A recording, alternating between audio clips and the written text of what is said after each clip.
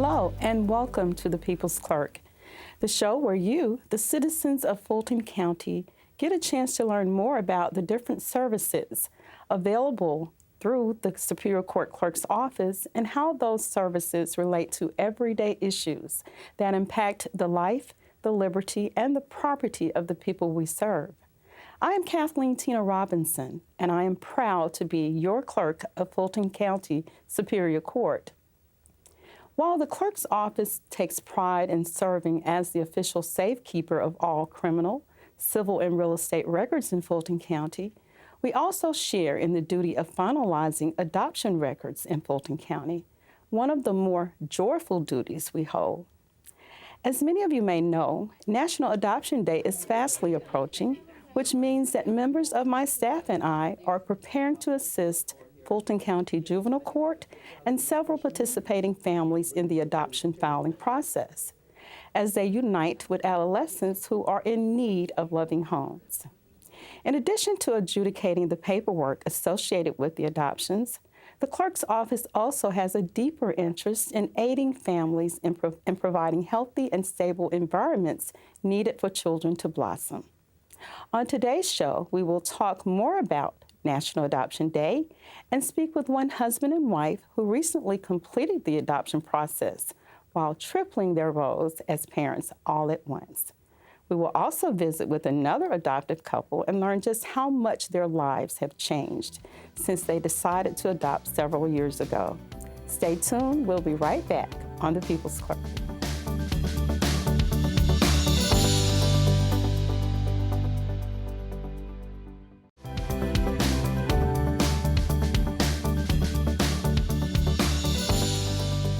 Welcome back. Today we are discussing National Adoption Day, the adoption process, and how they change the lives of both parents and children. Joining us now is Pam and Michael Majette, a Metro Atlanta couple who recently completed the adoption process and extended their family tremendously all at once. Welcome to the show. Thank you. Thank you so much. Can you tell the viewers what led you to adopt? And how did you know that adoption was for you? Well, I've always wanted to be a mother, and after 2 miscarriages, I spoke to my husband about adopting, and he said no. He was adamant about it. He did not want to do that, so I got it out of my mind. Years later, after I lost my job, after 24 years, I thought it was a good time to do something different. Right. My best friend called, and she had started fostering children and asked me if I would be interested, and I spoke with Michael, and he agreed to that. Oh. So we started fostering the children and just fell in love with them. We really did. And when the opportunity arose for adoption, we took advantage of it. Great. Now, would you recommend fostering children first prior to adoption? No doubt. Okay. I certainly would, because we were told, well, during the fostering process, at the beginning, there's a process you go through, and they ask you several questions about your wants and needs and all. And I was told, one thing, but we were given something else. So I think it's best to definitely go through that process instead of first, instead of just going into it. Because, the adoption itself is a huge commitment. Huge. So it probably prepares you, the fostering process. Yes. Were there any difficulties getting adjusted to this new family? Because like you said, it's been y'all been married a long time, 24 years, with just you. Yes. And so, was there any adjustment? Well, a big adjustment. My wife and I, we were very busy. We have a very active social life.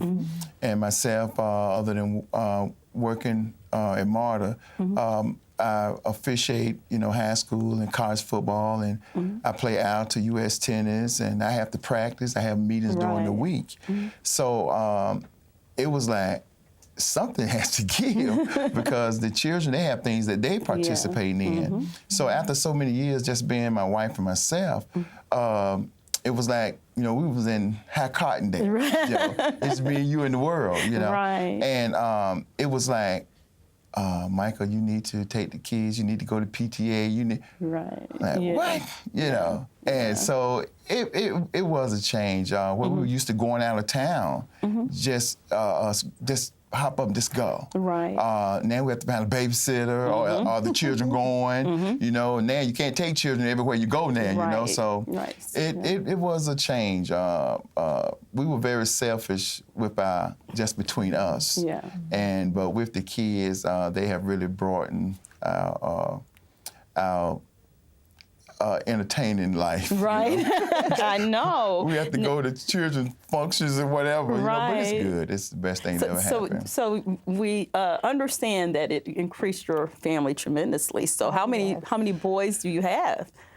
4. Oh, wow. I have 3 boys, and my man has turned, and it's like they're all competing. There's Yes. only one of me, Right. and they're all competing. So it's a challenge. Right. There's so much testosterone in the household.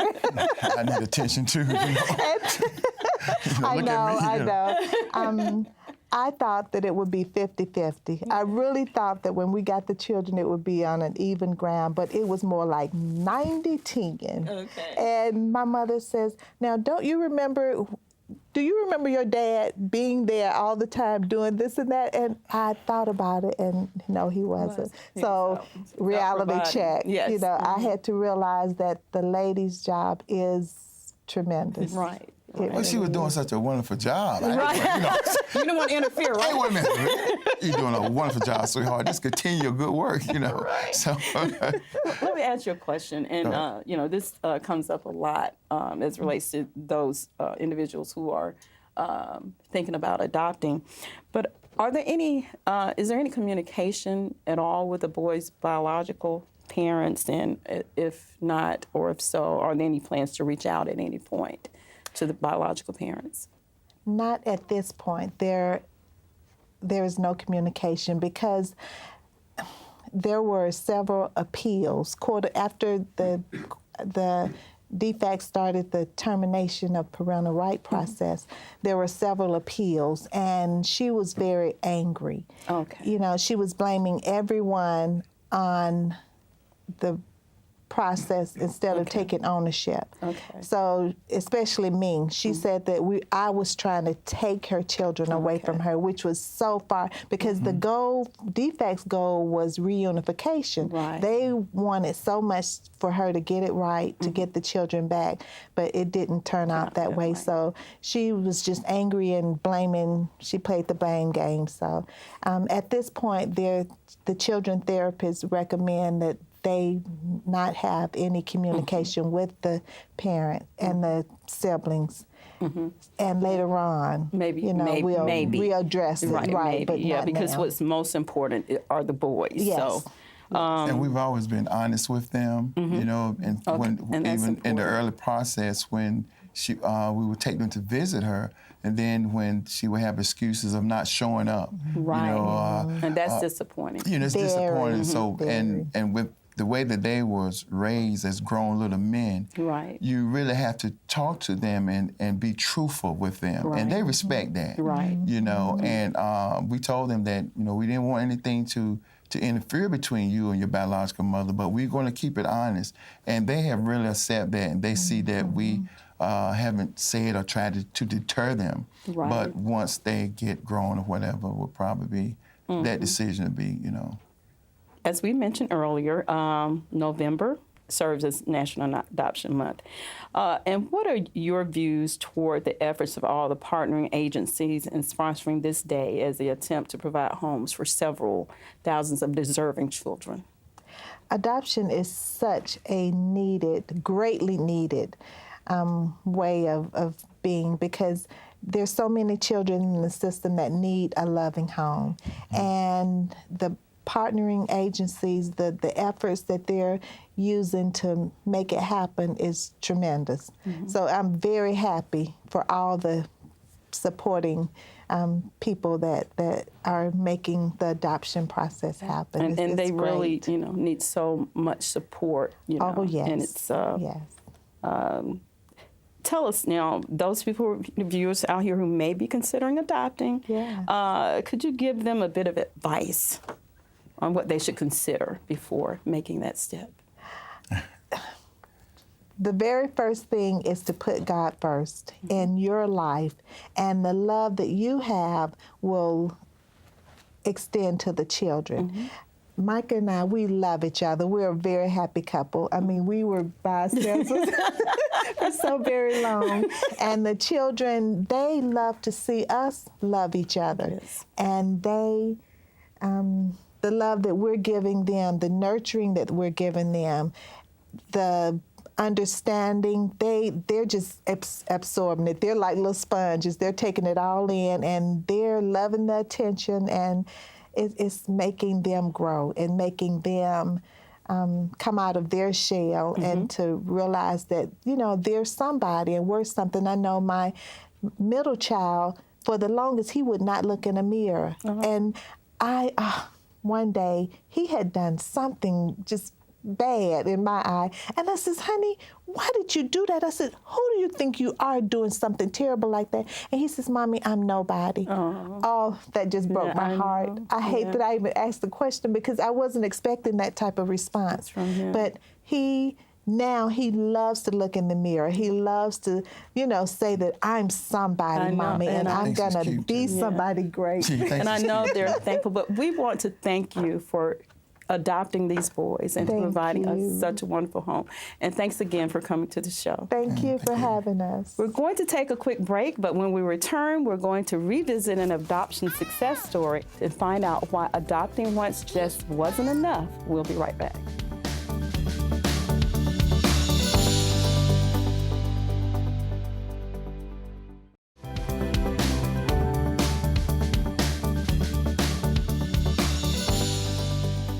Welcome back.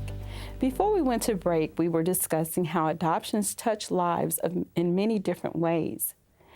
Let's take a look back at how one family decided that adoption was right for them.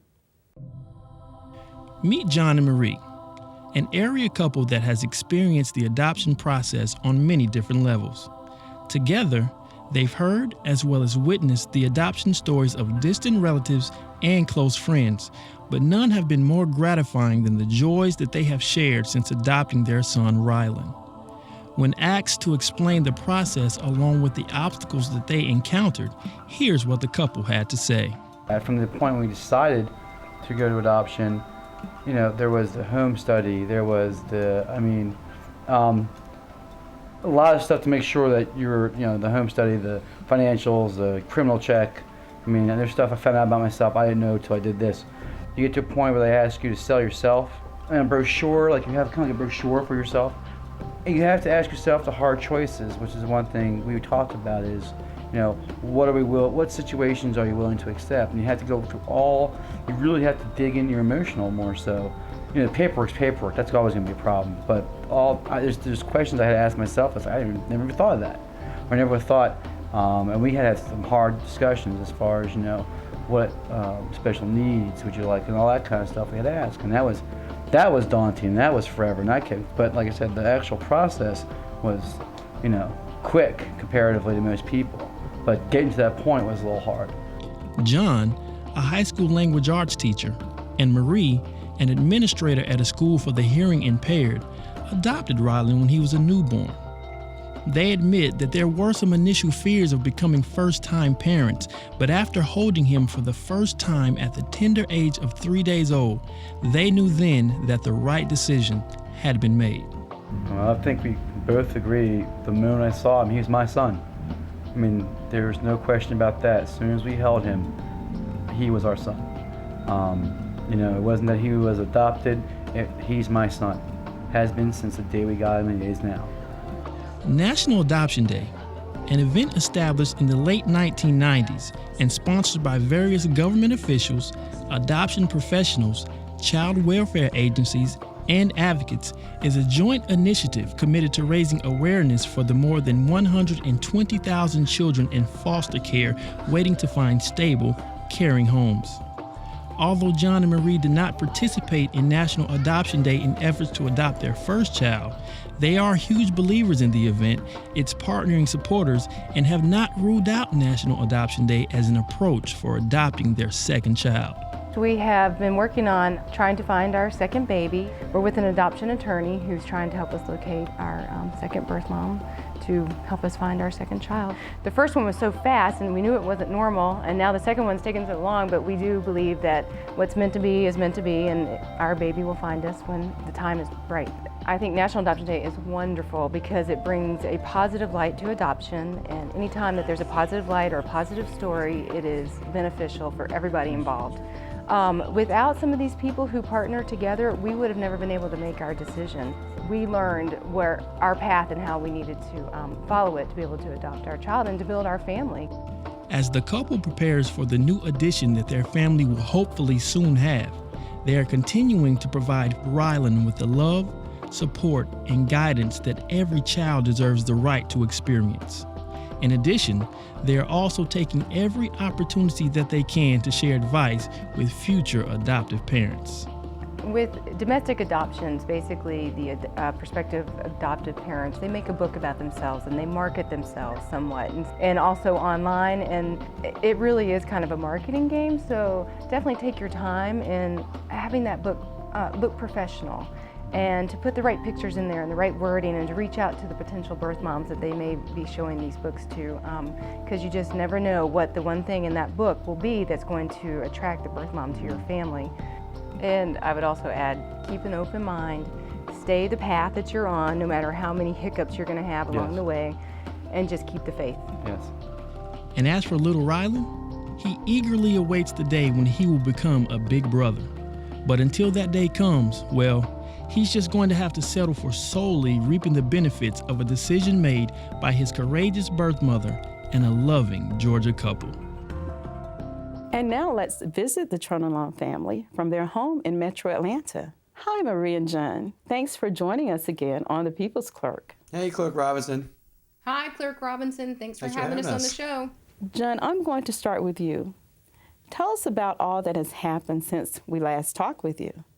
Well, a lot. Of course, we adopted our son, Rylan. And then 4 years later, we actually adopted our daughter, Maya. So went through the process again. It was a little different than it was the first time. But now we have two wonderful kids. We have actually moved neighborhood. This year, it's got a new house and a new neighborhood, and everyone's having a good time. Everyone's enjoying the new place. Were there any differences in the process from your first and second adoption? If so, please tell us about them.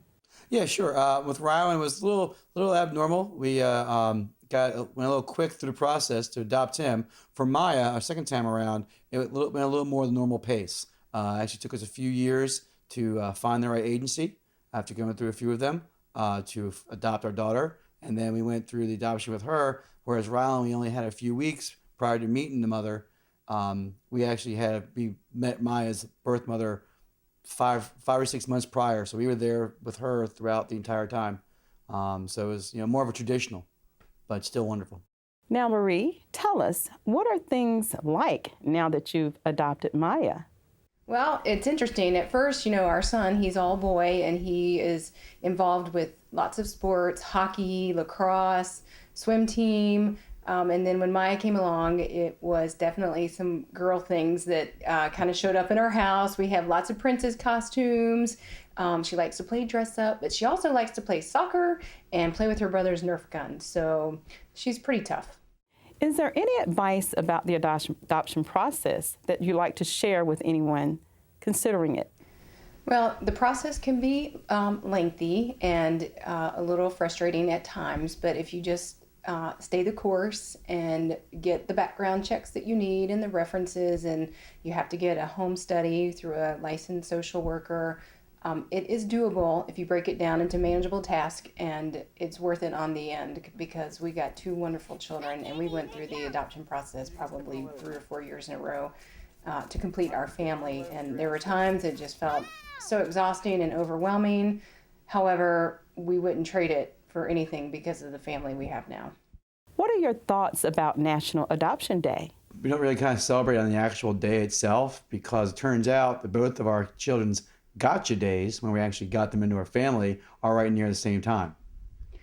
Yes, our son, he was born on November 14th, and his gotcha day is November 18th, which is right around the National Adoption Day. And then our daughter also, she was born December 1st, and our gotcha day with her was December 4th.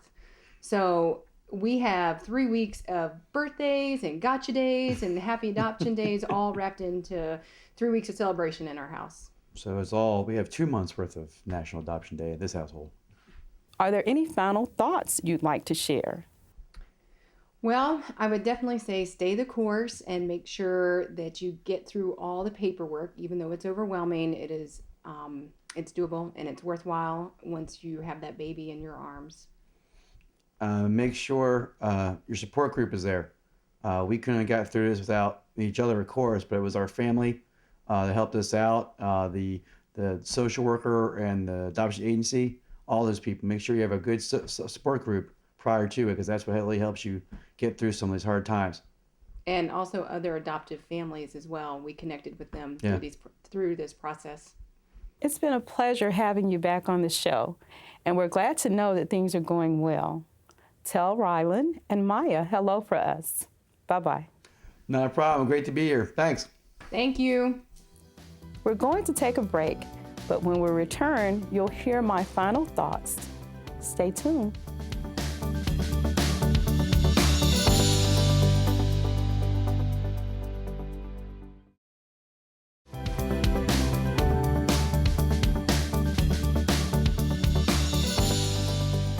Welcome back.